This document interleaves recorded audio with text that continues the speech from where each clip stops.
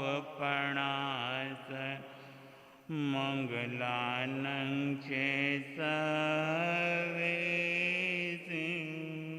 परमं मंगलानं चेसवेसि परमं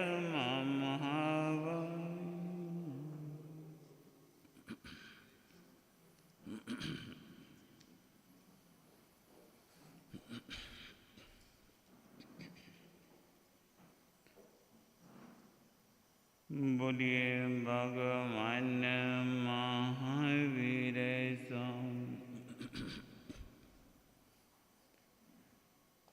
सोने की तिजोरी में कंकर नहीं भरना,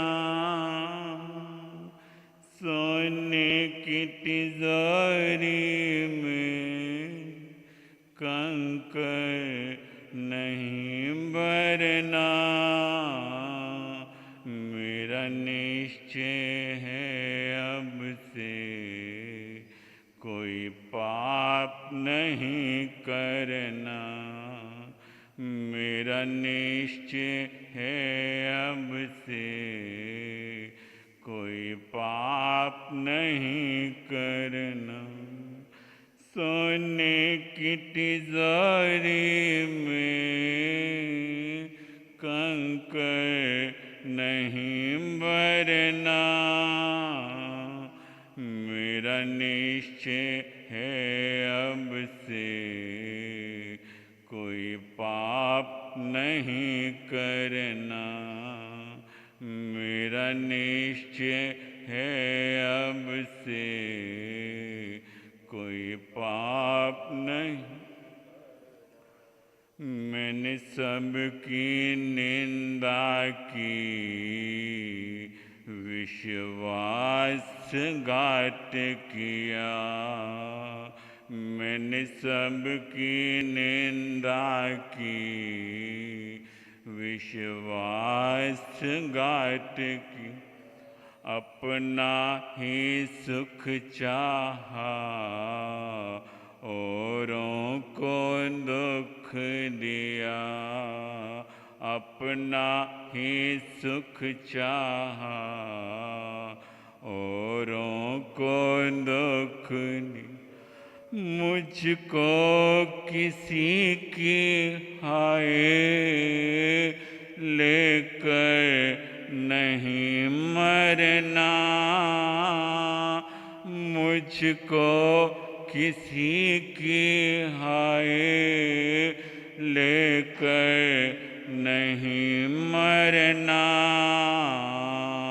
मेरा निश्चय है अब से कोई पाप नहीं करना, मेरा निश्चय है अब से कोई पाप नहीं।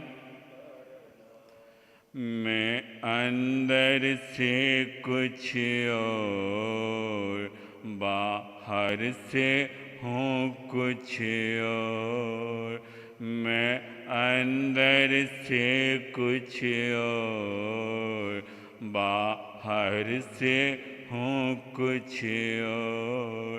क्रोधी लोभी कपटी मैं नियत का बिचौर, क्रोधी लोभी कपटी मैं नियत का दल दल में अवगुण के मुझे और नहीं फंसना, दल दल में अवगुण के मुझे और नहीं फंसना, मेरा निश्चय है अब से कोई पाप नहीं करना, मेरा मेरा निश्चय है अब से कोई पाप मैंने अपनों को ही छला औरों का हक छीना। मैंने अपनों को ही छला औरों का हक झूठे इल्ज़ामों से मुश्किल किया जीना। झूठे इल्ज़ामों से मुश्किल किया अपनी ही आग में मुझे और नहीं जलना। अपनी ही आग में मुझे और नहीं जलना। मेरा निश्चय है अब से कोई पाप नहीं करना। मेरा निश्चय है अब से कोई पाप नहीं। मैं गिरने लगा तो फिर बस गिरता ही गया। मैं गिरने लगा तो फिर बस गिरता ही गया। पापों के कंधों पर मैं चढ़ता ही गया। पापों के कंधों पर मैं चढ़ता ही इस पतन की सीढ़ी पर मुझे और नहीं चढ़ना। इस पतन की सीढ़ी पर मुझे और नहीं चढ़ना। मेरा निश्चय है अब से कोई पाप नहीं करना। मेरा निश्चय है अब से कोई पाप नहीं कर। सोने की तिजोरी में कंकर नहीं भरना। सोने की तिजोरी में कंकर नहीं भरना। मेरा निश्चय है अब से कोई पाप नहीं करना। मेरा निश्चय है अब से कोई पाप नहीं करना।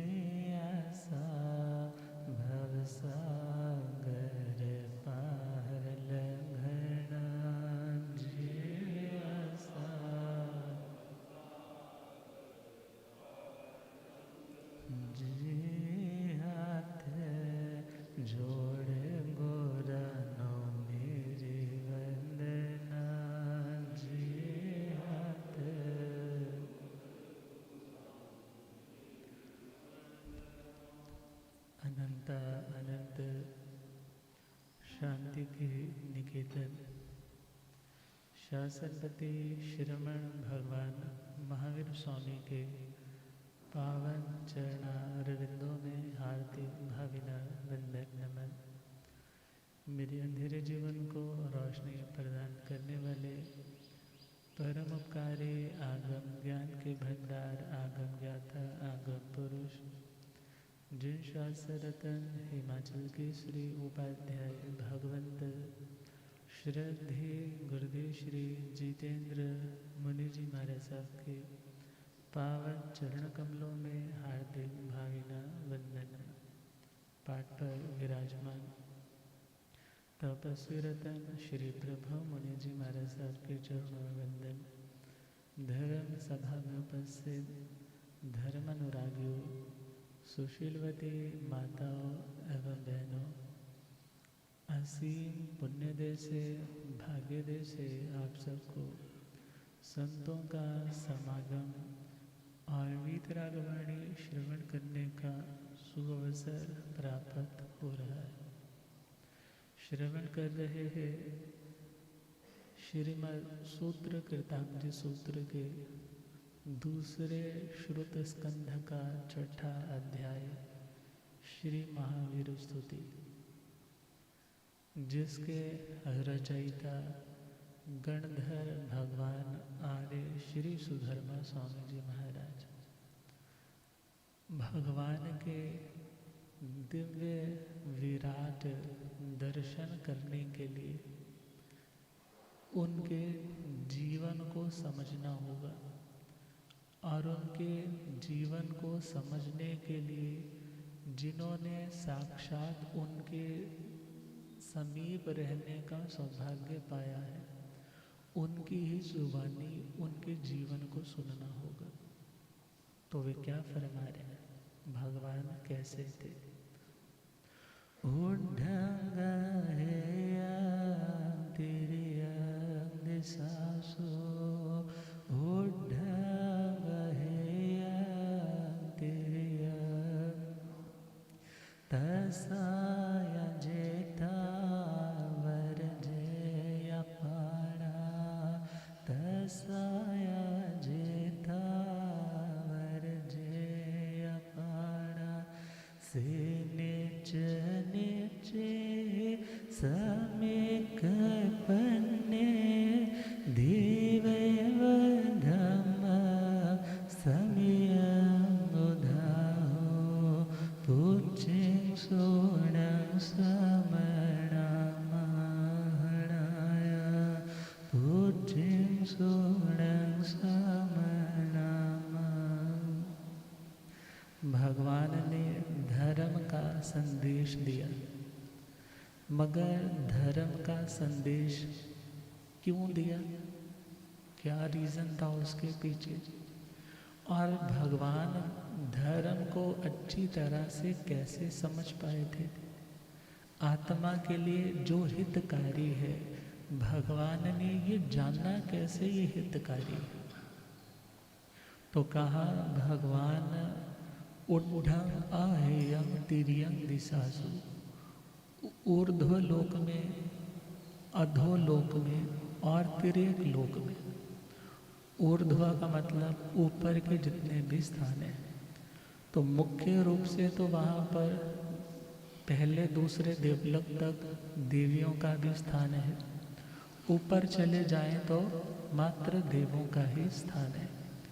मगर जब हम 36वां अध्याय श्रीमद् उत्तराध्याय सूत्र का देखते हैं तो वहाँ फरमाया है सुहुमा सब लोगमनी लोग देसे यह बायरा, कि पूरे इस लोकाकाश के प्रदेशों पर सूक्ष्म जीव तो ठसाठस भरे पड़े, मगर जो बादर है, जो बादर में स्थूल साइज में बड़े हैं, वो इस लोक के किसी एक देश, मतलब एक देश में एक हिस्से में ही रहते हैं। तो 13 नाड़ जो एक राजू की मोटाई वाली है, 14 राजू लंबी है, जैसे जब पुराना ज़माना होता था तो परनाले होते थे छतों के, और आजकल पाइप्स होती हैं बड़ी बड़ी। ऐसे ही सिलेंड्रिकल जो पाइप, इसे त्रस नाड़ बोला जाता है। और त्रस नाड़ में तो बादर भी है और सूक्ष्म भी है, मगर जो बाहर वाला है, बाहर वाली लेयर है, वहाँ पर सूक्ष्म 5 सूक्ष्म तो ठसाठस भरे पड़े। और जहाँ पर हम बात करते हैं घनोदधि, घनवात, तनुवात, तो वो भी तो नीचे असंख्यात योजन तक फैले हुए हैं। तो भगवान समस्त जीव राशि को जानने वाले थे, भले वो ऊर्ध्व लोक में हो, भले वो अधोलोक में हो, भले वो इस मध्य लोक में हो। यो समझो कि 3 मंजिल का मकान है या 2 मंजिल का मकान है और नीचे बेसमेंट है। तो नीचे वाली बेसमेंट मतलब अधोलोक, और बीच वाला जो ग्राउंड फ्लोर इट इज मध्य लोक, और ऊपरली मंजिल का नाम, उसका नाम ऊर्ध्व लोक, और उसके ऊपर टेरेस का नाम सिद्ध लोक। सिंपल समझना हो तो। और जो ये बिल्डिंग है मानो एक सिलेंड्रिकल, एक सिलेंडराकार, एक गोलाकार पाइप के अंदर है, और बाकी बाहर जो जितना स्थान है उसमें से बहुत तो लोक के अंदर है और बाकी सारे का सारा अलोक है। और लोक का नक्शा, उसकी शेप, फिगर हमने कल समझाई थी कि यदि कोई व्यक्ति अपने दोनों हाथों को अपने कमर पर लगा कर के खड़ा हो और दोनों पैर उसके खुले हो, तो इस तरह की शेप इस लोक काश की बनती। तो भगवान ने ऊर्ध्व दिशा के, अधो दिशा के और तिर्यक दिशा के, तिर्यक दिशा में असंख्यात द्वीप है, असंख्यात समुद्र है। लास्ट में चले जाएं तो स्वयंभू रमण समुद्र है, और स्वयंभू रमण द्वीप उससे पहला लास्ट वाला द्वीप है। द्वीप का मतलब जो आइलैंड है, और उस आइलैंड के बाद जो पानी ही पानी है। यहाँ तक भगवान ने क्या देखा कि ये तिर्यक लोक है और इससे ऊपर ऊर्ध्व लोक है। तो भगवान ने रहने वाले उन स्थानों पे जीवों को समझा, जाना, और वहाँ जीव कौन से थे? तसा यजे थावर जेया प्राण। वहाँ पर त्रस प्राणी और स्थावर प्राणी। प्राणी किसे बोला? जो प्राण वायु को लेंगे, छोड़ेंगे, या जो बल प्राणों को धारण करने वाले होंगे। कर्म के उदय भाव से, कर्म के उदय भाव से जो मिलने वाली अवस्था है, इंद्रियों की मिलने वाली जो शक्ति विशेष है, उन्हें हम यहाँ पर बल प्राण बोल देते।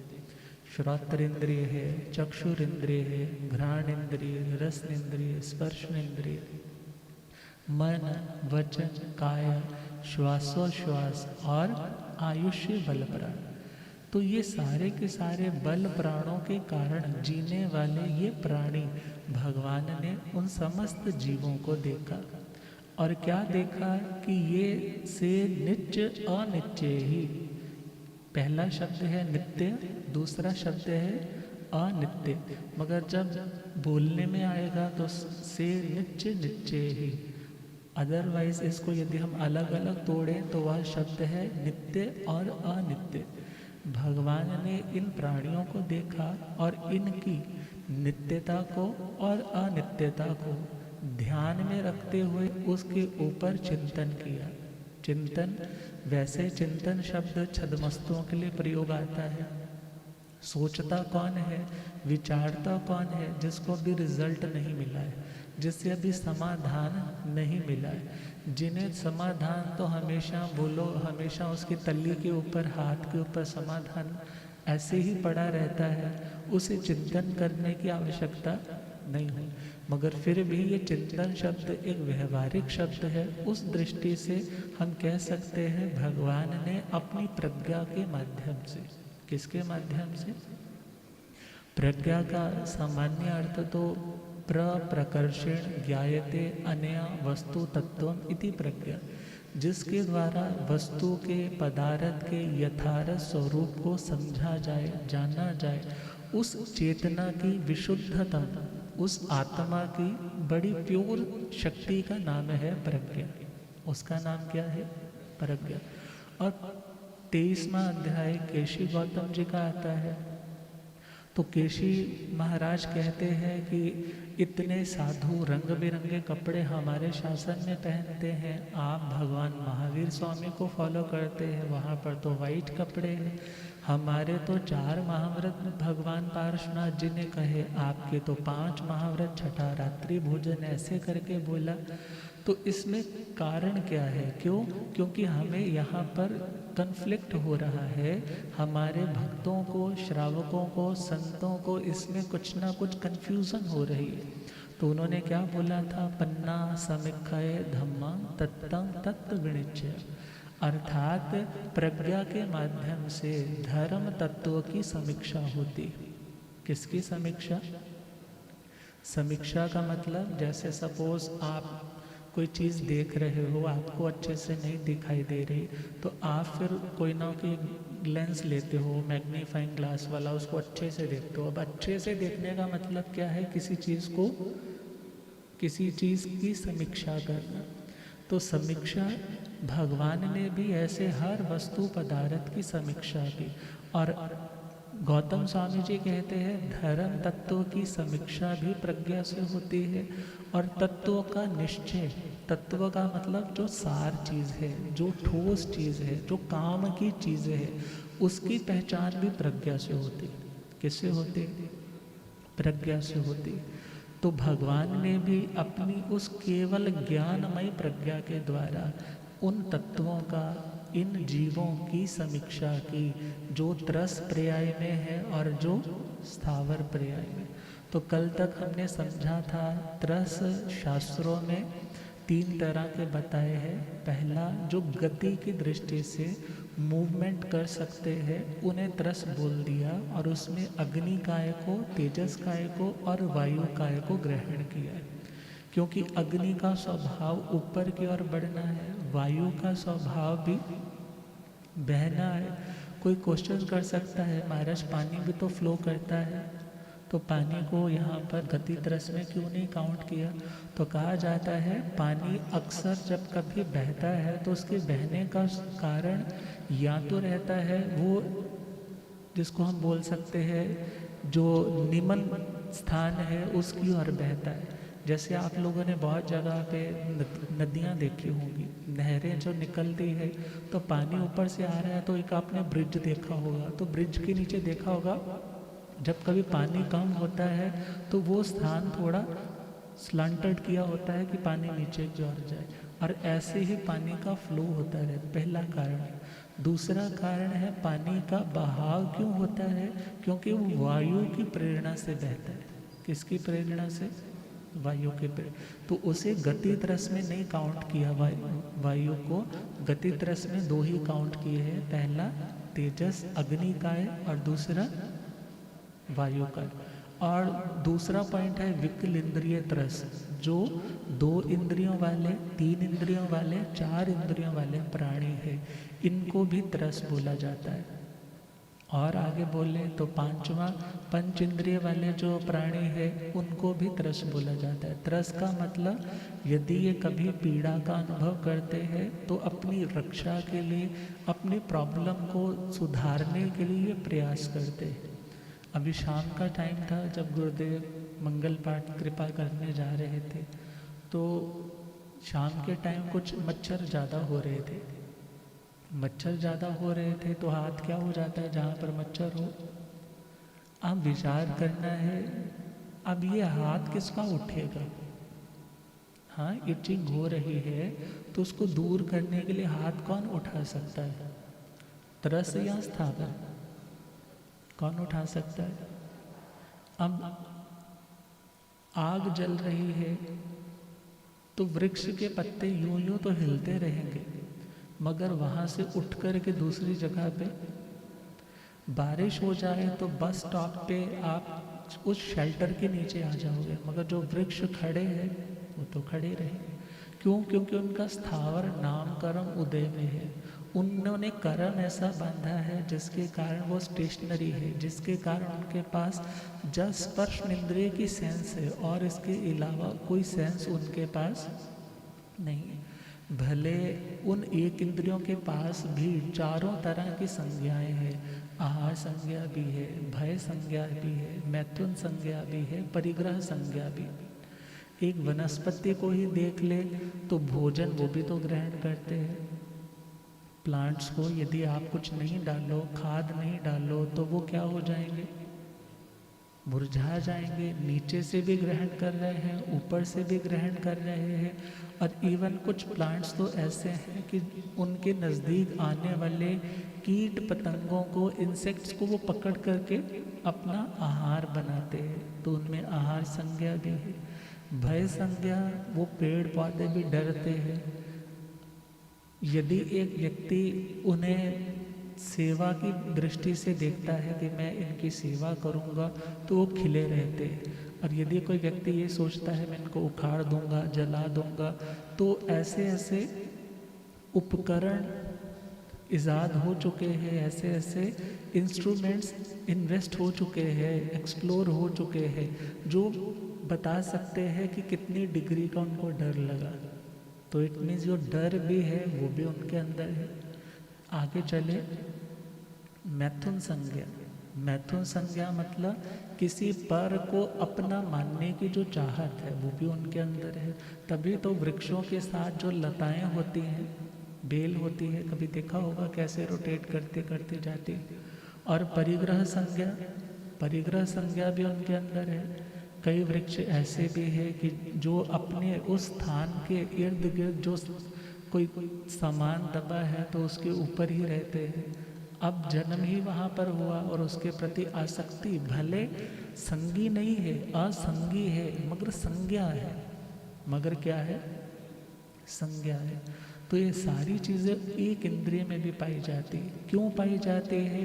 क्योंकि आत्मा की ही एक परिणति है जो कर्म के कारण उसमें ऐसा भाव आता है। तो भगवान ने स्थावरों को भी देखा और प्लस जीवों को भी देखा और उनकी नित्य और अनित्य इन दो अवस्थाओं को देखा। नित्य का मतलब कि ये वृक्ष जो दिख रहा है, ये वृक्ष हमेशा इस वृक्ष फॉर्म में रहेगा, ऐसा नहीं। जो जीव इस वृक्ष के रूप में आकर के पैदा हुआ है, ये सदा वृक्ष बनता रहेगा, ऐसा भी नहीं। भले वनस्पति काय में वो बार बार जन्मता मरता रहे तो अनंत काल भी बीत जाए, मगर ये नहीं है कि वो हमेशा वैसा रहेगा, वो वहाँ से, क्योंकि भगवान ने कहा है ऐसा कोई भी आकाश प्रदेश नहीं है लोकाकाश का। मीन्स इस यूनिवर्स का, उस यूनिवर्स में भी जो लोकाकाश है वहाँ पर एक भी ऐसा स्थान नहीं है जहाँ पर इस आत्मा ने एक दो बार नहीं बल्कि अनंत बार जन्म और मरण न किया। एक छोटी सी स्टोरी आती है कि किसी व्यक्ति का अंतिम टाइम, उसी का कोई रिश्तेदार है तो उसने उसका वध कर दिया। जब वध किया है, अभी प्राण निकले नहीं है, तो उसने उसके पास आकर के कहा कि तुम बताओ तुम्हारी कोई अंतिम इच्छा हो। कहने लगा जी मेरी अंतिम इच्छा है कि मुझे ऐसे स्थान पर जलाया जाए जहाँ पर आज तक किसी की चिता न जली हो। कहाँ जलाया जाए? जहाँ पर आज तक किसी की चिता ना जली हो। तो उसने बहुत खोज की, बहुत एक्सप्लोर किया, मगर ऐसा कोई स्थान, ये तो सिर्फ धरती का स्थान बताया ना, कि धरती का भी ऐसा कोई स्थान नहीं है जहाँ पर इस आत्मा ने अनंत बार मरण ना किया हो, जन्म ना लिया हो। मगर भगवान तो कहते हैं ये पूरे ब्रह्मांड का ही कोई ऐसा प्रदेश नहीं है जहाँ पर तुमने क्या, समस्त जीवों ने एक दो बार नहीं अनंत बार जन्म और मरण ना किया। तो जिन मकानों में रह रहे हैं पता नहीं कितने वहाँ पर कब्रिस्तान बने होंगे।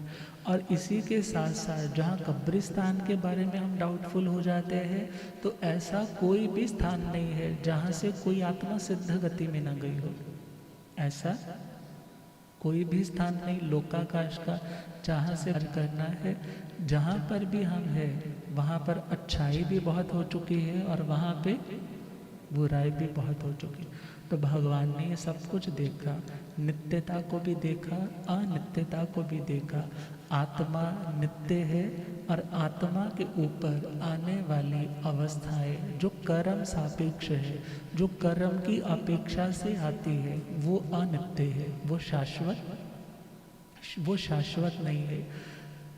अर्थात आत्मा तो नित्य है, आत्मा का शरीर के साथ ये रिलेशन नित्य, आत्मा का शरीर के साथ ये रिश्ता नित्य नहीं है। तभी तो गीता में कहा है आत्मा को लेकर के नैनम छिंदंती शस्त्राणि नैनम दहती पावक न चैनम क्लेदयन्ति आपो न शोषयति मारुता। ये आत्मा ऐसी है कि इसे शस्त्रों के द्वारा काटा, तलवारों से इसे काटा नहीं जा सकता और इसको अग्नि के द्वारा जलाया नहीं जा सकता और इसे पानी के द्वारा गीला किया नहीं जा सकता और इसे हवा के द्वारा जैसे कपड़े सूख जाते हैं इस आत्मा को सुखाया नहीं जा सकता। अर्थात जो हर सिचुएशन में मेंटेन रहने वाली, कांस्टेंट रहने वाली चीज़ है उसे नित्य बोलते हैं। और आत्मा कैसी है?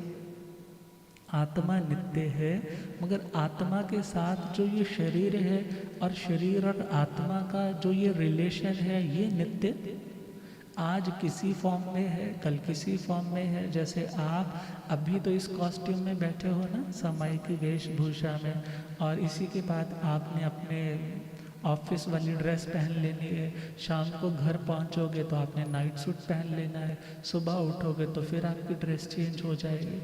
अर्थात जिस तरह ये ड्रेस आप बार बार बदलते रहते हो, ऐसे ही कर्म के अकॉर्डिंगली ये आत्मा बार बार अलग अलग तरह के देह धारण करता रहता है। तो देह और आत्मा का जो रिश्ता है वो अनित्य है, मगर ये आत्मा नित्य है।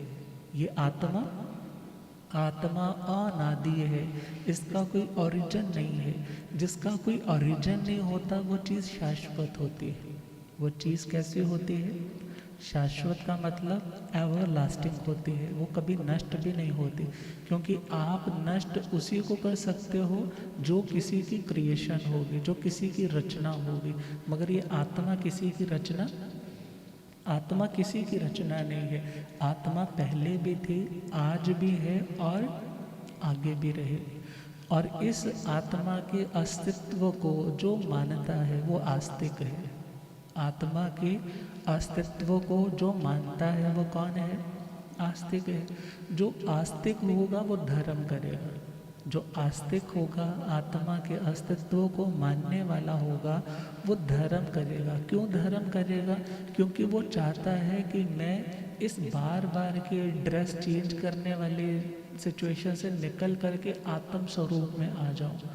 तो जो व्यक्ति आस्तिक होगा वो धार्मिक होगा, और जो धार्मिक होगा वो मुक्त ज़रूर होगा। जो धार्मिक होगा वो मुक्त ज़रूर होगा। और जिसे आत्मा पे ही आस्था नहीं है, जिसे आत्मा पे ही विश्वास नहीं है, आत्मा की एग्जिस्टेंस के ऊपर जिसका बिलीव नहीं है, वो व्यक्ति धर्म कहाँ से करेगा? वो देखा देखी कर सकता है, सुना सुनाया कर सकता है, किसी को खुश करने के लिए कर सकता है, मगर जब आत्मा की रियलाइजेशन नहीं है तो वो आत्मा धर्म सच्चे अर्थों में आत्मा के कल्याण के लिए कैसे कर सकता है? तो भगवान ने ये बात बताई कि हे जीवो, तुम जीवत्व की अपेक्षा नित्य हो, मगर इस जीव ने जो जो कर्म किए और कर्मों के कारण जो जो उसे अवस्थाएं मिले, जैसे दुनिया में इज्जत हमेशा नहीं मिलती, दुनिया में अपमान भी हमेशा नहीं मिलता, दुनिया में हमेशा सुख नहीं मिलता, और दुनिया में हमेशा दुख नहीं मिलता। हमेशा कोई नारकी नरक में नहीं रहता। मैक्सिमम वहाँ की आयुष्य 33 सागरोपम की है, 7वीं नरक की। मगर कोई नारकी हमेशा ही नरक में बैठा रहे ऐसा नहीं होता। जैसे आपके पास कपड़े हैं तो कपड़े आज यदि मैले हैं तो हमेशा मैले थोड़े ही आप रहने देते हो, उसको क्या करते हो, साफ करते हो। मगर यदि उसको मेंटेन रखा जाए तो मैले ना हो, मगर फिर बाहर निकल जाते हैं, फिर गंदे हो जाते हैं, तो उसकी धुलाई के लिए फिर तो नरकों की वॉशिंग मशीन में जाना पड़ेगा ना। विचार करना है कि आत्मा नित्य है, मगर कर्म के कारण उसे मिलने वाली जो अवस्थाएं, अवस्था मतलब कंडीशंस, जो उसकी ज़िंदगी में परिस्थितियां बनती है, कर्म के कारण जो परिस्थितियां बनती है वो नित्य शाश्वत नहीं होती, वो आती है और चली जाती। मगर भगवान ने कहा ये अनस्टेबिलिटी है। ये क्या है? अनस्टेबिलिटी है ना। अभी क्या कभी क्या, आज जो अपना है कल पराया हो जाता है। सच्चे अर्थों में हम यदि चाहते हैं कि हम अपनों से मिल जाएं, किससे मिल जाएं? तो हम सुनते हैं राजमती जी और रथ नेमी जी, स्टोरी सुनी होगी ना। राजमती जी और रथ नेमी जी। रथ नेमी जी चाहते थे कि राजमती भाई की नहीं हुई, वरी नॉट, ये किसकी हो जाए, मेरी हो जाए। मगर उन्होंने क्या सोचा कि मेरे पति ने यदि मेरा त्याग कर दिया मतलब जैसे किसी ने पानी का ग्लास भर के पिया और उसका वमन कर दिया, जब मेरा किसी ने त्याग कर दिया तो मैं किसी और की नहीं हो सकता। तो रथ नेमी भी साधु बन गया टाइम आने पर, और इधर राजीमती जी भी साध्वी बन गई। और रेवतक पर्वत पर भगवान अरिष्ट नेमी जी विराजमान है, और इधर समाधि भाव में बैठे हुए हैं एक गुफा के अंदर। कौन? रथ नेमी जी। और राजीमती जी अपनी साधवियों के साथ प्रभु के बंधन दर्शन के लिए, उनकी धर्म देशना श्रवण करने के लिए बढ़ रही है। एकदम बिजलियां चमकने लग जाती है, बादल गरजने लग जाते हैं, बारिश की बूंदें एकदम तेज हो जाती।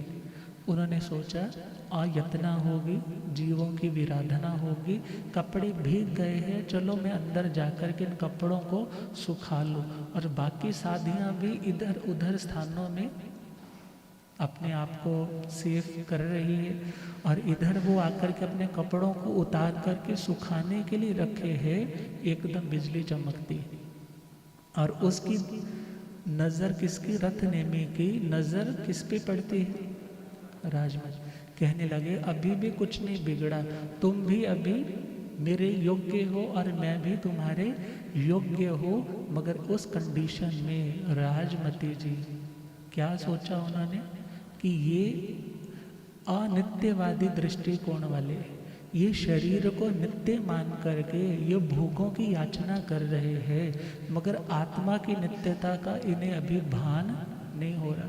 तो जैसे ही उन्होंने उन्हें समझाया कि आप उत्तम कुल के हो, मैं भी उत्तम कुल की हूँ, तो हमें ये चीज़ें शोभा, अर्थात सांप जहर यदि एक बार किसी पर छोड़ता है तो उसको चूसने वाला कौन कहलाता है? दो तरह के आते हैं ना, गंधन कुल के, अगंधन कुल के। तो मैं उस कुल की नहीं हूँ कि एक बार यदि सपोज वो जहर छोड़ा है तो पुनः ग्रहण कर लो। हमने भोगों का जहर छोड़ा है तो उन्हें पुनः ग्रहण करना हमारा कर्तव्य नहीं है। तो कुछ बातें समझाई, उनको रियलाइज़ हुआ कि मैं गलत चल रहा था। अर्थात जब नित्य और अनित्य इन दो दृष्टियों से आत्मा नित्य है और देह की मिलने वाली अवस्थाएं अनित्य है, तो अनित्यता को समझने वाला आत्मा फिर नित्यता की ओर बढ़ने का प्रयास करता है। भगवान महावीर स्वामी ने देखा ये त्रस प्राणी, ये स्थावर प्राणी जो अपनी इन त्रस और स्थावर पर्यायों की दृष्टि से, अवस्थाओं की दृष्टि से अनित्य है। आज जो चींटी है हमेशा चींटी नहीं बने रहेगी। आज सिंपल समझे ना, आपकी फैक्ट्री में काम करने वाला एक लेबर क्लास का व्यक्ति भी पुण्य के उदय से और परिश्रम के योग से बहुत मेहनत करके आपके ही लेवल में आ जाता है। एक कमीशन का काम करने वाला, दलाली का काम करने वाला भी टाइम आने पर तुम्हारे ही लेवल पर आ जाता है, तुम्हारे से बढ़ जाता है। आप विचार करना है, जब दुनिया में भी एक व्यक्ति जो आज नीचे है वो कल को ऊपर हो जाता है, आज जो ऊपर है कल को नीचे हो जाता है। तो कर्मों की इस थ्योरी में भी यही चलता है कि कोई भी आत्मा हमेशा एक अवस्था में एक जैसी नहीं रहती। तो भगवान ने देखा कि त्रस और स्थावर प्राणी हमेशा इसी पर्याय में नहीं रहेंगे। एक जीव की अपेक्षा, अनेक जीवों की अपेक्षा वो हमेशा, यदि आज कोई गाय है तो ये नहीं वो हमेशा गाय बनी रहेगी, बल्कि गाय जाति नित्य है, गाय तो हमेशा होगी, मगर जो जीव आज उस गाय के रूप में है वो जीव हमेशा गाय बनता रहेगा, ऐसा। और इस सिद्धांत को भगवान ने दुनिया को प्रदान किया कि जो आज आया है कल को उसे जाना होगा। और इसी का नाम संसार है, जहाँ पर सरकना ही सरकना है, जहाँ पर कोई भी प्लेटफॉर्म पक्का, टिकाई, शाश्वत नहीं है। तो क्या लिखा है, संसार में आया उसे जाना ही पड़ेगा, संसार में आया उसे जाना ही, घर और कहीं जाके बसाना ही पड़ेगा, संसार में आया उसे जाना ही पड़ेगा, घर और कहीं जाके बसा। उड़ते हुए पंछी ने लिया रैन बसेरा, उड़ते हुए पंछी ने किया रैन, उड़ना ही पड़ेगा उसे होते ही सवेरा, उड़ना ही पड़ेगा उसे होते ही, कल रात कहीं हो, कल रात कहीं और बिताना ही पड़ेगा, कल रात कहीं और बिताना ही, संसार में आया उसे जाना ही पड़े, घर और कहीं जाके बसाना ही पड़ेगा, संसार में आया उसे जाना ही पड़ेगा, घर और कहीं जाके बसा। भिखारी से लेकर बड़े बड़े राजा मर गए, भिखारी से लेकर बड़े बड़े राजा मर, कोई नाम अमर कर गए, कोई यूं ही मर गए, कोई नाम अमर कर गए, कोई यूं ही, कल तेरे लिए भी हो,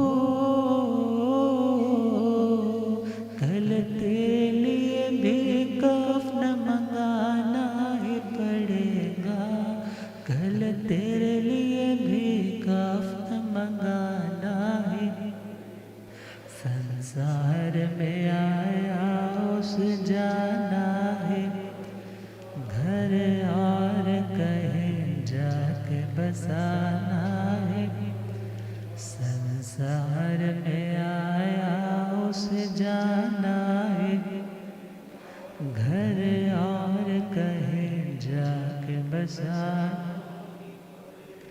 तो भगवान ने दुनिया को बताया, किसके माध्यम से बताया, धर्म के माध्यम से। जब दुनिया में त्रस और स्थावर इन दो अवस्थाओं में रह रहे प्राणियों को देखा तो भगवान ने अच्छे से समीक्षा की कि इनके दुख को दूर करने का उपाय क्या है, इन्हें सत्य बताया जाए, इन्हें बताया जाए जो आज तुम्हें दिख रहा है वो तुम नहीं हो। क्योंकि हमें जो इन आँखों से दिखता है वो तो हम है ही नहीं, और जो नहीं दिखता है उसे देखने वाले भगवान थे। और भगवान ने हमें बताया, हे आत्मा, तुम वो नहीं हो जो दिख रहा है, बल्कि तुम वो हो जो अभी तुम देख नहीं पा रहे हो। तो उसे देखने के लिए भगवान ने धर्म रूपी दीपक का प्रकाश दिया। किसका प्रकाश? दीवेव धम्मं सम्यं उदाहो। भगवान ने उस धर्म रूपी दीपक का प्रकाश दिया। जैसे अंधकार में हमें पड़ी हुई चीज़ भी दिखाई नहीं देती, और जहाँ अंधकार होता है वहाँ डर लगता है, वहाँ खौफ लगता है। रात के 12 बज जाए, तीसरी मंजिल से कुछ लेकर आना है, और जेब में मोबाइल की टॉर्च भी ना हो और कोई सीढ़ियों वाली टॉर्च भी ना जल रही हो, तो क्या होता है? भय लगता है। और वही रोशनी हो तो वहाँ ऊपर तक जाना आसान हो जाता है। इसी प्रकार ज्ञान का प्रकाश हमें निर्भयता देता है। हम जिन चीज़ों को सोच सोच करके दुखी होते रहते हैं, फ्रस्ट्रेट होते रहते हैं, डरे रहते हैं, मगर ज्ञान हमें बताता है यदि तुम्हारा है तुम्हारे पास रहेगा। जब तुम्हारा है ही नहीं तो तुम्हारे रोने से, तड़पने से, चिल्लाने से वो तुम्हारा होने वाला नहीं। और जो अपना है वो हमेशा तुम्हारे पास रहता है। जो अपना है वो हमेशा तुम्हारे अपने ही पास रहता है। जो अपना नहीं है उसने कभी ना कभी तुम्हें धोखा दे जाना है, कभी ना कभी तुम्हें किसी ना किसी मोड़ पे तुम्हें छोड़ कर के चले जाना है। तो फिर तुम उसे कोसोगे, अपने भाग्य को कोसोगे। भगवान कहते हैं ऐसे कोसने का कोई फ़ायदा नहीं। क्यों? क्योंकि जो अपना है वो हमेशा अपने पास है। जो अपना था ही नहीं, अपना कौन नहीं होता? जो कर्म के उदय से मिलता है वो कभी शाश्वत नहीं होता। जो कर्म के उदय से मिलता है, कर्म हमने इन्वेस्ट किया, उस कर्म के कारण हमें कुछ मिला, वो कभी हमेशा नहीं रहेगा हमारे पास। मगर जो कर्म के क्षीण होने पर, कर्म कार्मिक अकाउंट नील होने पर जो हमें अवेलेबल होता है वो हमारा अपना है, वो कभी हमारे से जुदा होने वाला नहीं। तो भगवान ने दीपक के समान धर्म का प्रकाश दिया कि तुम इस प्रकाश में अपने इग्नोरेंस को, अपनी अज्ञानता को दूर कर सको। जो इस अंधेरे में तुम ठोकरे लगा रहे हो और बेचैन हो रहे हो, तुम्हारी बेचैनी टूट जाएगी यदि तुम श्रुत धर्म, चारित्र धर्म का पालन करोगे। किसका? श्रुत धर्म और चारित्र। गुरुदेव पधारे। हो रब मेरा सतगुरु बन,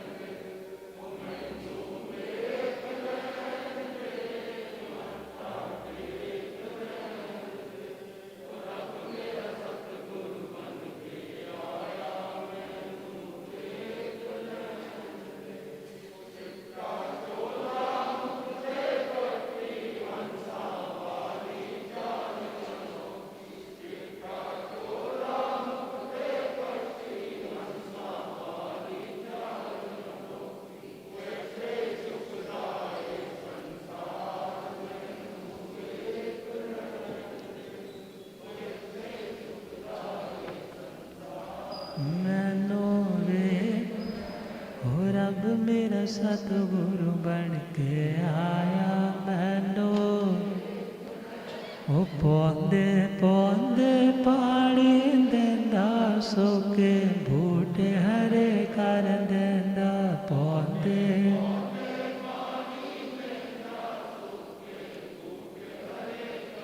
ओ केड़ा माले बन के आया मैनो। ओ केड़ा माली बन के आया मैनो। ओ रब मेरा सतगुरु बन के आया मैनो। भूलियागम ज्ञाता आगम पुरर्जिषा सरदन हिमाचल के श्री उपाध्याय भगवंत श्रद्धे गुरुदेव श्री जितेंद्र मणि जी। तो भगवान ने समस्त जीवों के दुख को मिटाने के लिए धर्म रूपी दीपक का प्रकाश दिया। वो श्रुत धर्म और दूसरा चारित्र धर्म। जो श्रुत ज्ञान की आराधना है, वाचना, पृच्छना, परिवर्तना, अनुप्रेक्षा और धर्म कथा, सिंपल कहें जो स्वाध्याय है, वो श्रुत धर्म। वो क्या है? श्रुत धर्म। ज्ञान होगा तो उस जानकारी के प्रकाश में हमारा अज्ञान दूर होगा। अज्ञान दूर होगा तो हमारे जो व्यर्थ की चिंताएं हैं वो दूर होने लग जाएंगी और हमें अपनी मंजिल का बोध होगा। और चारित्र धर्म का मतलब है भले साधु की दृष्टि से महाव्रत, श्रावक की दृष्टि से अणुव्रत, प्रैक्टिकली उन शिक्षाओं को जिंदगी में ट्रांसलेट करना, प्रैक्टिकली उन बातों को जिंदगी में उतारना, उसका नाम है चारित्र धर्म। भगवान ने ये दोनों बातें समझाई कि यदि तुम इसका सहारा लोगे तो तुम अपनी मंजिल तक, मीन्स आत्मा के सच्चे स्वरूप तक पहुंच पाओगे। तो इस दीवे व धम्मं संयम उदाहो, दीव का मतलब एक तो दीपक है, दूसरा मीनिंग द्वीप है। तो इनके बारे में कल जैसा होगा सुनाने का प्रयास करेंगे इन्हीं मंगलमय भावनाओं के साथ। वीर प्रभु भगवान को कैसे जाने, वीर प्रभु भगवान को कैसे, उन जैसा बनने के मन में बिठाने हो, वीर प्रभु भगवान को कैसे, उन जैसा बनने के मन में। आर्य सुधर्मा जी से पूछे श्री जंगो, आर्य सुधर्मा जी से पूछे, कृपा करो स्वरूप प्रभु का जाने, वीर प्रभु भगवान को कैसे जाने, उन जैसा बनने के मन में। और इतना ध्यान रखना है, यदि हमने वीर भगवान को जान लिया तो समझना हमने 24 तीर्थंकरों को जान लिया। 24 तीर्थंकरों को जानना समझना हमने अनंत 24 को जान लिया। इसलिए हम फोकस, टाइटल नेम भगवान महावीर स्वामी का है, मगर ये गुण समस्त तीर्थंकरों के हैं। तो इन्हें भक्ति से सुनते रहें। अब गुरुदेव कृपा करेंगे। ओम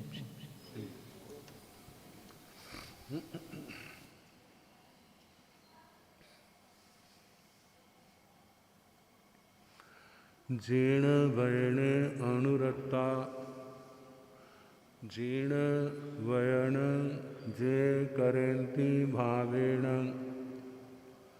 अमला असंकलिठा ते हुंति परित संसारी। बोलिए भगवान महावीर पावन चरित गुरुदेव जी। बंधु मन वच काय, भव सागर को तरण में करो हमारी सहाय। जिन शासन जिन वाणी सदा जयवंत हो, श्रवण संग सदा अविचल मंगल हो। मुक्ति को प्राप्त श्रमण भगवान महावीर स्वामी, उनकी परम पावन कल्याणी भागवती वाणी, वाचक प्रमुख श्री इंद्र भूति गौतमादि गणधर भगवंत, योग प्रधानाचार्य परम पूज्य श्री सुधर्मा स्वामी जी महाराज, उनकी परम पावन पाठ परंपरा वर्तमान आचार्य ध्यान योगी परम पूज्य श्री शिव मुनि जी महाराज एवं गुरुजन सबके पावन चरण सरोजों में मेरा अनंत अनंत बार वंदना नमस्कार।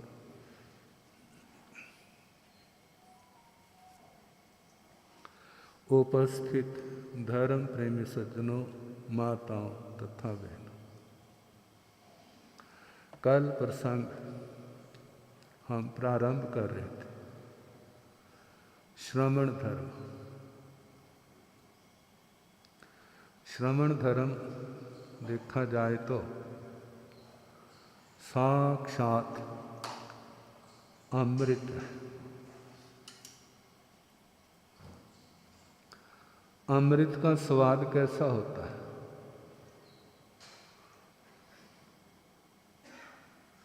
अच्छी चीज जब पहले मिलती है तो प्रकृति से विपरीत होने के कारण वो कड़वी लगती है। जिसका गुस्से का स्वभाव है उसको का गुस्सा नहीं करना, शांत रहना, तो कैसा लगता उसको? कोई अभिमान के अंदर ग्रस्त, कहते भाई छोड़ दे इसको, क्या वो बात आपकी सुन लेगा? उसके लिए छोड़ना कितना मुश्किल। ऐसे प्रत्येक दोष जो एक प्रकृति बन चुके है नहीं, लेकिन बन चुके, जो होता नहीं बनता है, तो समझो उसको हम तोड़ सकते, परिवर्तन कर सकते। लेकिन उस परिवर्तन में जोर बहुत लगेगा, बड़ी साधना की, तपस्या की जरूरत है, तब सफलता मिलेगी। 10 श्रमण धर्म कहने बड़े आसान है, लेकिन पहले तो याद करना भी बड़ा मुश्किल है। आचरण तो बहुत आगे की बात है। आपको कहें ना आप नवकार मंत्र सुना तो फटाफट सुना देंगे।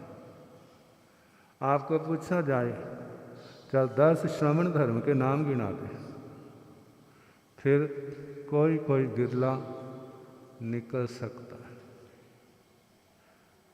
कहते हैं जो 10 श्रमण धर्म रहते कहाँ पर है? जो स्थावन प्रकार का कल संबर बताया तो रहता कहाँ है? क्या कोई स्थान विशेष है? जो क्षेत्र विशेष में इनका निवास नहीं। कहाँ निवास है? इनका क्षेत्र है पंच परमेष्ठी भगवान। कौन क्षेत्र? पंच परमेष्ठी भगवान। हम पांच परमेष्ठी भगवंतों को वंदना करते हैं। आपके घर में रिश्तेदार आए ना, बड़ा हो तो आप मत्था टेकते हैं, और छोटा हो तो आपकी क्या अपेक्षा होती है? जब मेरे को मत्था टेके फिर भी प्यार दूंगा, और ना टेके तो मुंह कैसा हो जाता, खिन्नता आ जाती। ये तो संसारी पक्ष। जिनके साथ आपका रिश्ता नहीं है तो शालीनता के कारण बड़े के आगे हाथ जोड़ दो, लेकिन वैसे तो नहीं जोड़ते। हम लोग, आप लोग पंच परमेष्ठी भगवंतों के चरणों में बार बार नमस्कार करते हैं, तो इसका प्रयोजन क्या है? बार बार नमस्कार करने का प्रयोजन क्यों किया जाता है? हमारे को जे लाभ होगा, सब पाप नाशनो, जे तो कह दिया, सारे पापों का नाश होगा। कहते तो बहुत बढ़िया है, जितने मर्जी पाप कर लो, नवकार पढ़ लेंगे, हमारे पाप क्या हो जाएंगे। एक कहने लगा महाराज ये तो आपने सर्टिफिकेट दे दिया, पहले पाप कराओ, आके नवकार मंत्र पढ़ लो, आपको प्रमाण पत्र मिल गया, तुम्हारे पाप क्या हो गए। लेकिन ऐसा सोचना नादानी। 10 यति धर्म का निवास, इसका क्षेत्र 5 परमेष्ठी भगवान, अरिहंत परमात्मा, सिद्ध भगवान सिद्ध गति को पा चुके। कैसे गए? सिद्ध गति में कैसे गए? इन्हीं की आराधना करके। किनकी आराधना करके? जो स्थावन संबर और 10 श्रमण धर्म, इनका पालन करके उनके कर्म कटे। कर्म काटने का कोई और रास्ता नहीं है।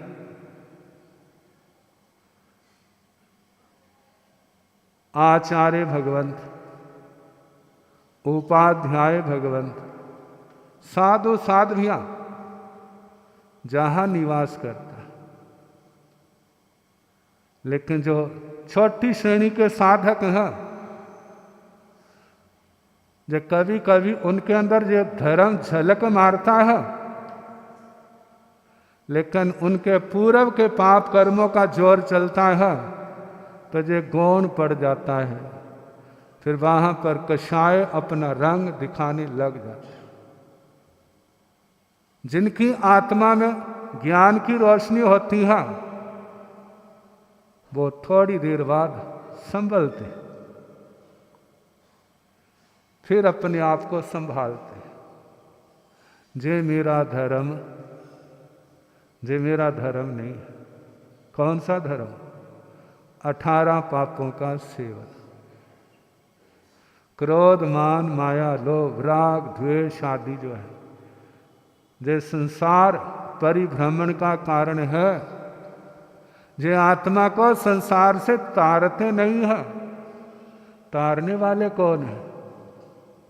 व्यवहार में कहते हैं गुरुजन, भगवान, लेकिन तारने वाला है वो है जो संबर द्वार, जो 10 यति धर्म। यदि कोई भगवान गुरुजन तारे, जो केवल मार्गदर्शक हैं, प्रेरक हैं, कर्म हमने किए हैं, तो उनको गुरुओं ने थोड़ा काटना है। लेकिन दूसरी परंपराओं में कहते हैं भगवान तुम्हारे पाप कर्मों को काट देंगे, गुरु आपके ऊपर प्रसन्न होंगे, तो तुम्हारे क्या कर देंगे। जैसे राजा प्रसन्न होकर सजा माफ कर देता है, ऐसे ही गुरुजन प्रसन्न हो जाएंगे, तो वो भी क्या करेंगे, तुम्हारे पाप काट देंगे। इसलिए करो गुरुओं की सेवा। जब गुरुओं की सेवा करेंगे, गुरुजन खुश होंगे, उनका कौन सा जोर करके ले तेरे को माफ किया, बस हो गए काम। लेकिन इस बात को जैन दर्शन ने, अरिहंत भगवंतों ने स्वीकार नहीं किया। कहते जब उनके अपने कर्म किसी के काटे नहीं कटे, तो अपने दूसरों के कर्म कैसे काटेंगे। कई बार हम महाराष्ट्र में थे, तो एक संतों ने सुनाया, कहते हमारे गुरुजी के पास में एक भगत आया, कहते हमारा कुछ शॉर्टकट रास्ता दिखाओ। शॉर्टकट रास्ता कहाँ का भला? मोक्ष का शॉर्टकट रास्ता दिखाओ, हम सीधे मोक्ष पहुंच जाएं। कहते तैने हमारे को बेवकूफ समझा है। किन्होंने कहा? संतों ने। आपने हमारे को पागल समझा है। कहते क्यों? कहते तेरे को तो शॉर्टकट रास्ता दिखाए और हम घूम घुमा के जाएं वहां पर और तेरे को सीधा रास्ता दिखा दें। कहते भगवान का रास्ता तो सीधा एक है। वो क्या है? जो संयम और तप, संबर और निर्जरा। संबर होगा तो कब होगा? जब 18 पापों का त्याग किया जाएगा, इन 57 बातों का ध्यान किया जाएगा, इनका जीवन में आचरण किया जाएगा, तब क्या होगा? संबर होगा। और बिना किसी लौकिक लालसा के जब 12 प्रकार की तपस्या होगी तो पूर्व के बंधे हुए कर्म क्या होंगे? कटेंगे। इसके अलावा और कोई रास्ता नहीं है।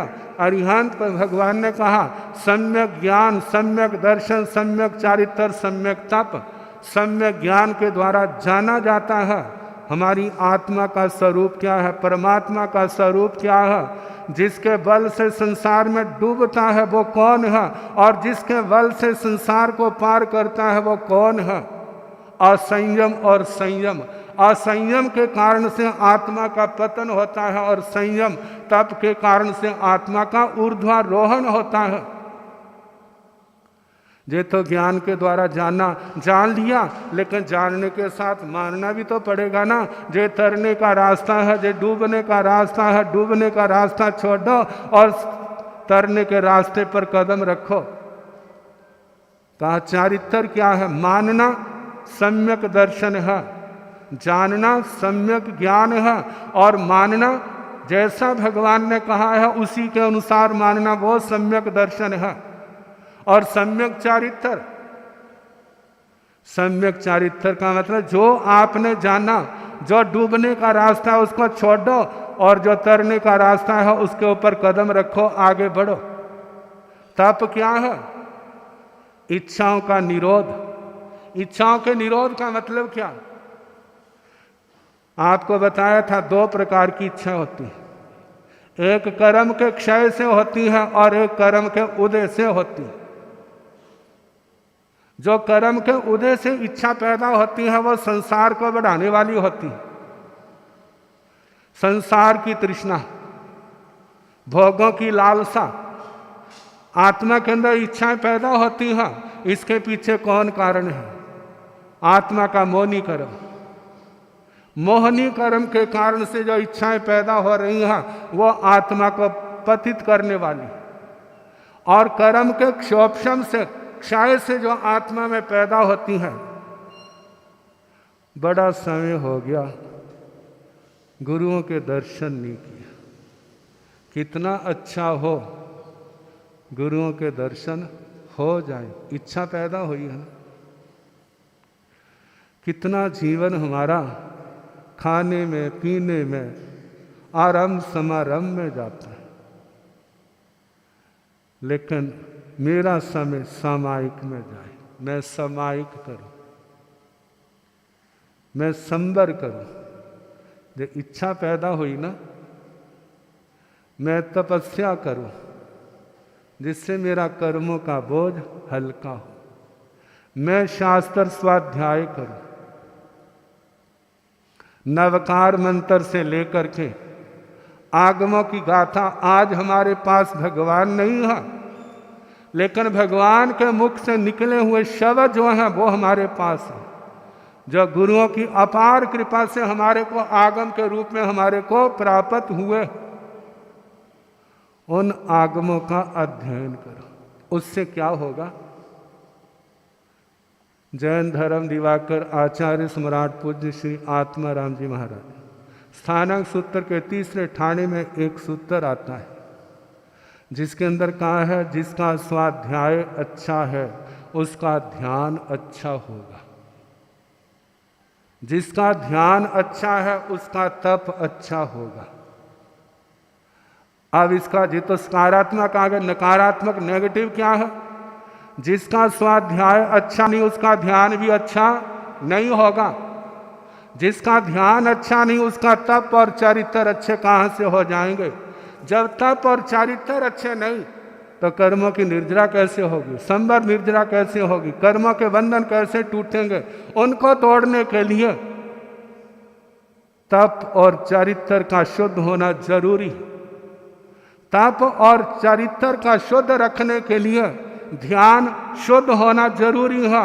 और ध्यान को शुद्ध रखने के लिए आगम वाणी का स्वाध्याय होना जरूरी है।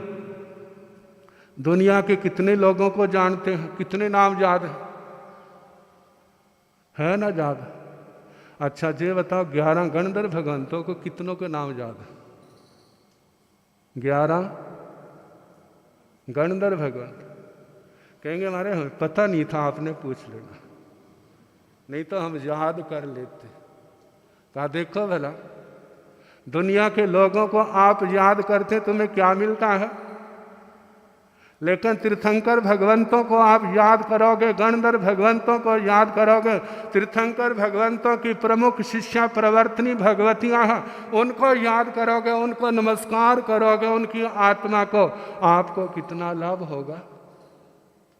होगा ना? कितना लाभ होगा? शास्त्रों में तो, धर्म ग्रंथों में तो अनंत लाभ कहा। जिनका नाम गोत्र सुनने से भी अनंत लाभ होता है, उनको वंदना करोगे तो कितना लाभ होगा। वो कौन है? वो पंच परमेष्ठी भगवंत। तो कहा जिसका ध्यान, जिसका स्वाध्याय, अच्छा स्वाध्याय किसका? जिन्हें जो भी कोई किताब देखी वो पढ़ने लग पड़े, वो क्या है? हमारा स्वाध्याय हो गया। कहा जिस धर्म ग्रंथ को पढ़ने से आत्मा को जीव अजीव, पुण्य पाप, आश्रव, संवर, निर्जरा, बंध, मोक्ष, इन तत्वों की जानकारी हो। जीव क्या है, अजीव क्या है, पुण्य क्या है, पाप क्या है, आश्रव कैसे होता है, संवर कैसे होता है, निर्जरा कैसे होती है, कर्म का आत्मा का बंध कैसे होता है, और मोक्ष कैसे होता है।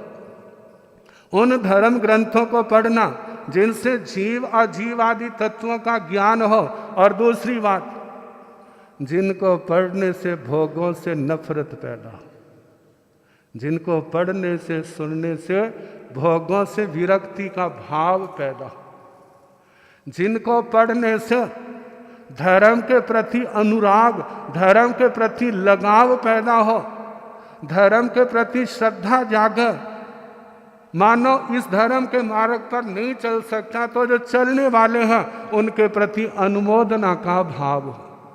जे आत्माएं धन्य हैं, अपने जीवन को सफल बना रहे हैं। मेरा कब समय आएगा जब मैं भी इस मार्ग का पथिक बनूंगा, मैं भी 5 समिति 3 गुप्ती का पालन करूंगा, मैं भी धर्म की आराधना करते समय परिसहों को समता से सहन करूंगा, मैं भी खंती, मुक्ति, क्षमा आदि 10 जति धर्म की आराधना करूंगा, मैं भी 12 भावनाओं का अनुचिंतन करूंगा, अनित्य क्या है, अशरण क्या है, इन भावनाओं का मैं भी 5 प्रकार के चरित्र का पालन करूंगा। जे भावनाएं पैदा हो किनको? जिन ग्रंथों को पढ़ने से। वो आगम वाणी पढ़ना। समय आपका हो गया, बाकी कल जैसे समय होगा।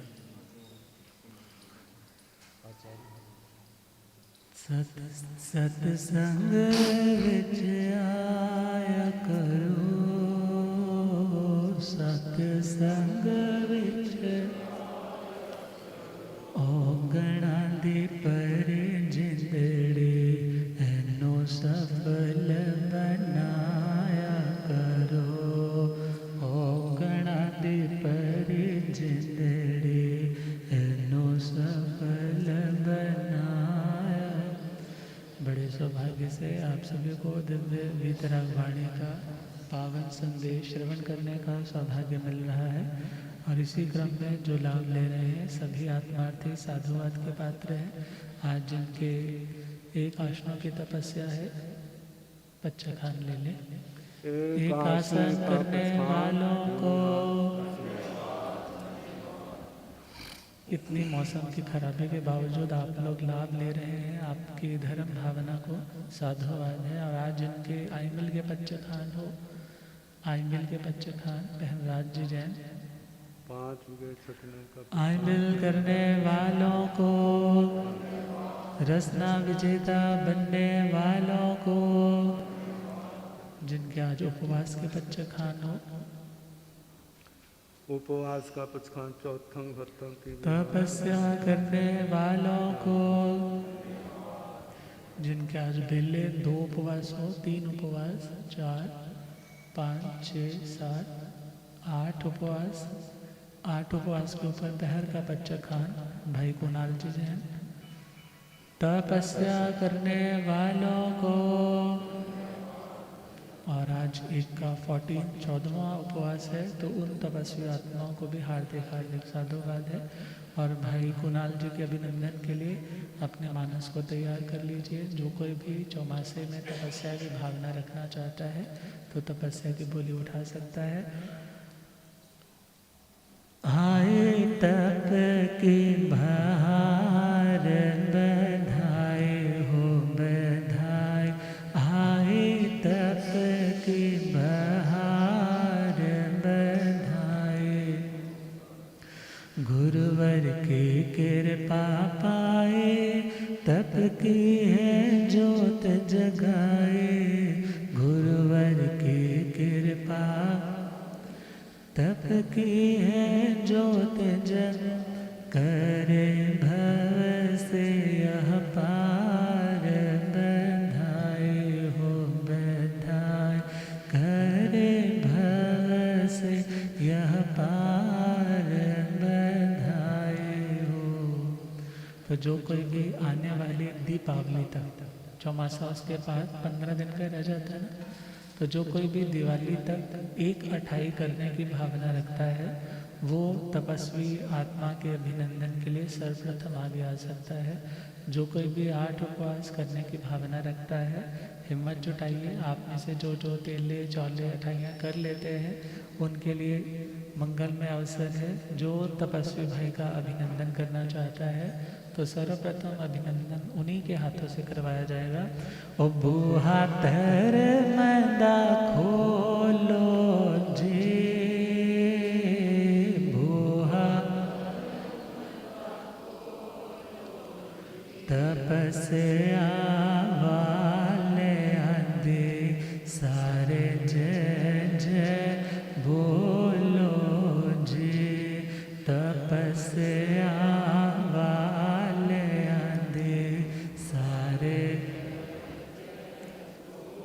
बहनों की ओर से, जो कोई भी भाइयों की ओर से जो कोई भी 1/2 की भावना रखता है, हिम्मत कीजिए। गुरुदेव का मंगल में चौमासा आपने लिया है तो इसकी शोभा आपके ज्ञान ध्यान और तपस्या से ही बढ़ेगी।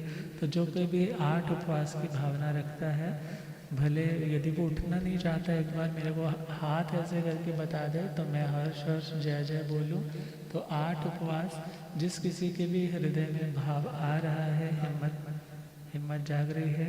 और भाई विशाल जी जैन जो बड़े ही भावनाओं से गुरुदेवों के चौमासे के लिए अग्रणीय रहे, और बड़ी भावना थी संपूर्ण जैन समाज की, आपके हबोवाल वालों की।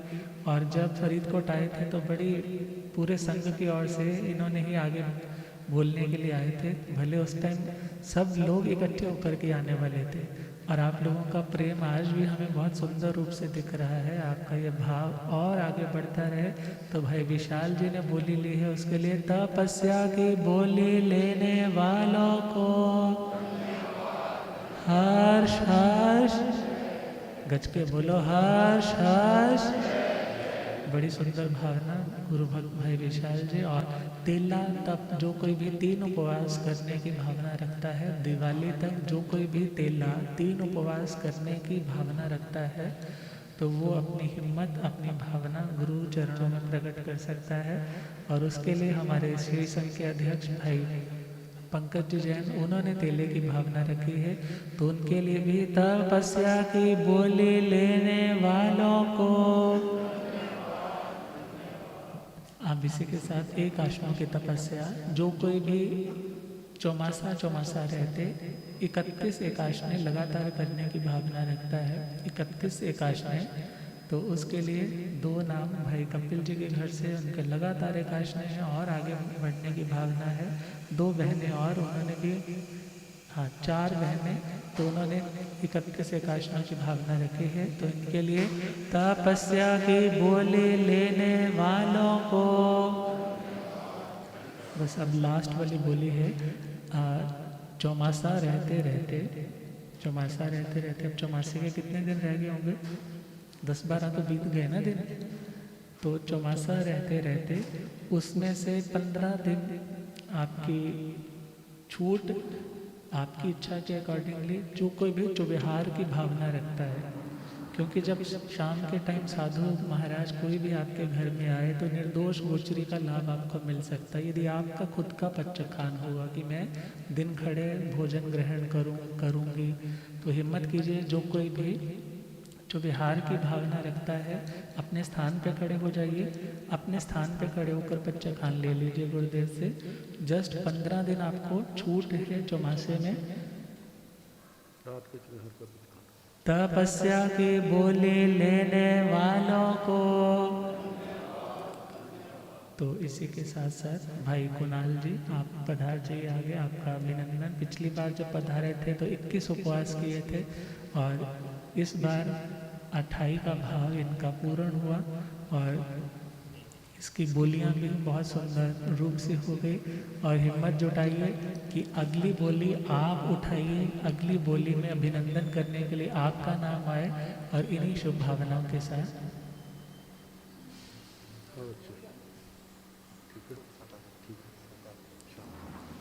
अभिनंदन तपस्वी का जिन्होंने तप को धारा है, अभिनंदन तपस्वी का जिन्होंने तप को विजय पाई है रसना पे, मन की ममता को मारा है, विजय पाई है रसना पे, मन की ममता को। ये देखो कुणाल भाई तप की है जोत जगाए, गुरुवर की कृपा पाए और आगे बढ़े, भवोदय पार करने को तपस्या ही सहारा है, अभिनंदन तपस्वी का जिन्होंने तपस्या करने वालों को, जिन शासन की शान बढ़ाने वालों को, तपस्या की बोली लेने वालों को, हर्ष हर्ष हर्ष हर्ष। इन्हीं शुभ मंगलमय भावों के साथ तपस्या की बोली लेने वालों को भी हार्दिक साधुवाद है और तपस्या की अगली बोली लेने के लिए मन तैयार करने वालों को भी साधुवाद है। तो अगला नाम आपका रहे इन्हीं शुभ भावनाओं के साथ। अब भाई राजीव जी अपनी संक्षिप्त सूचनाएं जयकारे मंगल पाठ।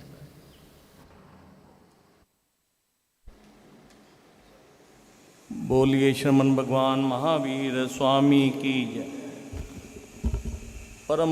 परम आदरणीय, परम वंदनीय, परम पूजनीय, प्रातः स्मरणीय शासन प्रवर्तक उपप्रवर्तक पंडित रतन पूज्य गुरुदेव श्री जगदीश मुनि जी महाराज के शिष्य रतन, आगम ज्ञाता, आगम पुरुष, जिन शासन रतन, हिमाचल केसरी, उपाध्याय प्रवर पूज्य गुरुदेव श्री जितेंद्र मुनि जी महाराज, उग्र तपस्वी सेवावी तपस्वी रतन पूज्य गुरुदेव श्री रमन मुनि जी महाराज, थाने 6 जी के पावन चंद कमलों में वंदना नमस्कार करते हुए श्री का शुभ साता पूछता हूँ और आपके उत्तम स्वास्थ्य की शुभ मंगल कामना करता हूँ और सभी को सादर जय नंदन।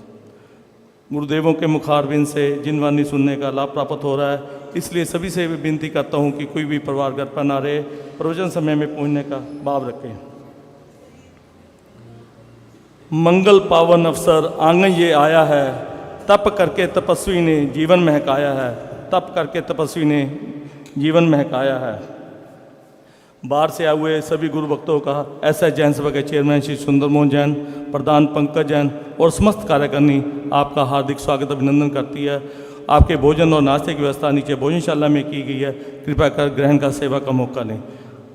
आज की भोजन की वारी का जो लाभ है, श्री ललित जैन, लविश जैन, सुकृति जैन चंडीगढ़ से है, चंडीगढ़ वाले परिवार से है। दूसरी बारी पुनीत जैन, सानुश्री अमरीलाल जैन, गुरु भक्त सरसा वाला परिवार, उनकी ओर से है। आज का जो अखंड पाठ का लाभ है, Shrimati Kiran Jain, wife of late Shri Mahendra Pal Jain, Shri Nikhil Jain, Ekta Jain, messrs Nikhil printers. Nikhil ji के घर से जो भी आया 1 मिनट खड़ा होके ना सबको मंगल पाठ में पहुंचने का भाव रखे। निखिल जी के घर से जो भी आया है।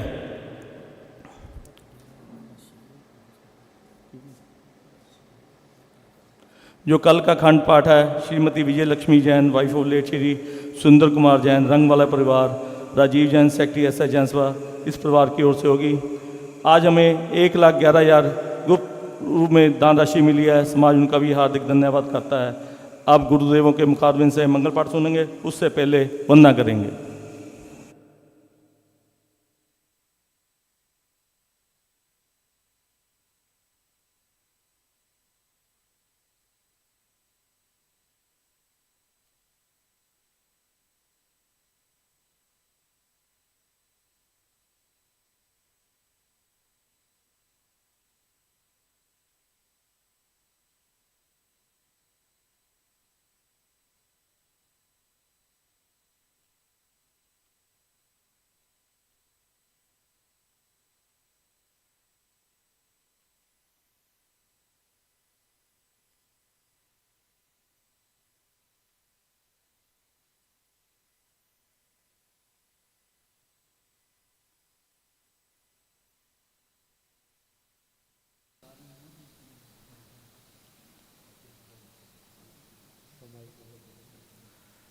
जयकारे लगाएं उससे पूर्व एक विशेष जानकारी, विशेष सूचना सबके लिए।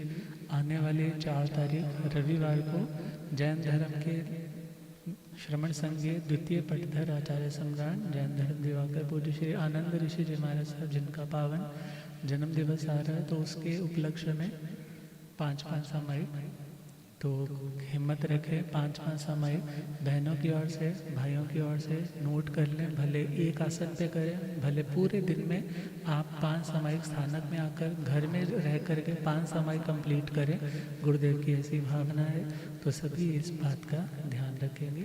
बोलिए शासनपति श्रमण भगवान महावीर, आचार्य सम्राट परम पूज्य श्री आत्माराम जी, आचार्य सम्राट परम पूज्य श्री आनंद ऋषि जी, आचार्य सम्राट परम पूज्य श्री देवेंद्र मुनि जी, वर्तमान आचार्य सम्राट ध्यान योगी परम पूज्य डॉक्टर श्री शिव मुनि जी, गणावच्छेद परम पूज्य स्वामी श्री लालचंद जी, गणावच्छेद परम पूज्य स्वामी श्री गोकुल चंद जी, चारित्र चूड़ामणि परम पूज्य स्वामी श्री नेक चंद जी, पंजाब प्रवर्तक उपाध्याय श्रवण श्री फूलचंद जी, शासन प्रभावक प्रवर्तक पंडित रतन पूज्य गुरुदेव श्री जगदीश मुनि जी, आतम कुल कमल दिवाकर भोले बाबा श्री रतन मुनि जी, आगम ज्ञाता आगम पुरजन शासरतन हिमाचल के श्री उपाध्याय भगवंत श्रद्धे गुरुदेव श्री जितेंद्र मुनि जी, उग्र तपस्वी आदर्श अभावित शिरोमणि श्रद्धे गुरुदेव श्री रमण मुनि जी, जैन धर्म सभी साधु साधुओं, ताणं नमो सिद्धाणं नमो आयर्याणं नमो उवध्यायाणं नमो लोये संसाहुणं एषो पंच नमोकारो सर्वपावपणसनो मंगलानं च सम्यसिं पाडमं हवै मंगलं श्री चतारि मंगलारिहंता मंगलं सिद्धा मंगलं साहो मंगलं केवली मनतो धम्मो मंगलं चतारि लोकोत्तमा आर्यहंता लोकोत्तमा सिद्धा लोकोत्तमा साहो लोकोत्तमा केवली मनतो धम्मो लोकोत्तमो चतारि शरणं प्रवज्जामि अरिहन्ते शरणं प्रवज्जामि सिद्धे शरणं प्रवज्जामि साहो शरणं प्रवज्जामि केवले पुनतं धम्मं शरणं प्रवज्जामि चार शरण सुख करने दुख हरने मंगल करने और शरणा नहीं कोई, जो भव प्राणी आश्चर्य अक्षय।